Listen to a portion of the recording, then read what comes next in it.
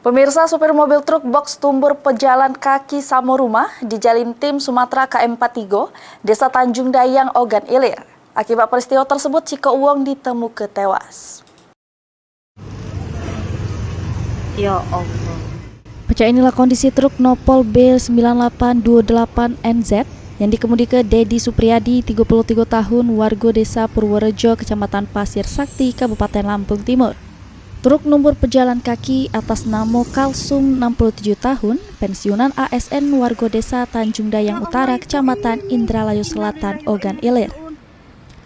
Kanit Gakum Satlantas Polres Ogan Ilir, Ibda Gandhi Priyanata, membenarkan adanya kecelakaan tersebut yang terjadi di Jalan Jalintim KM43, Desa Tanjung Dayang, Ogan Ilir pada Rabu 1 Oktober 2025 sekira jam 5 subuh.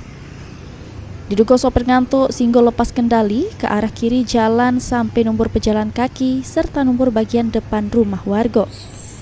Akibatnya pejalan kaki meninggal dunia, ngalami luka-luka di rumah sakit serta kerugian material pada teras sama bagian depan rumah warga.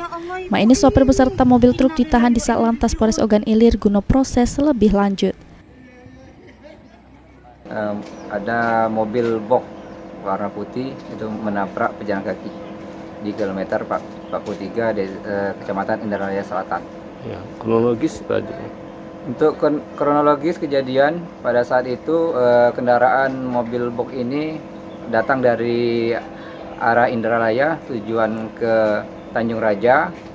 Saat di kilometer 43 diduga dari berdasarkan pengakuan si sopir tertidur lalu setir berlari ke kiri dan menabrak pejalan kaki, yaitu seorang ibu-ibu pulang dari sholat subuh dari masjid. Terus menabrak rumah juga? Nabrak rumah juga? Iya, setelah menabrak korban seorang ibu-ibu, kemudian mobil tetap masih melaju menabrak teras rumah warga. Ahmad Romawi, PAL TV.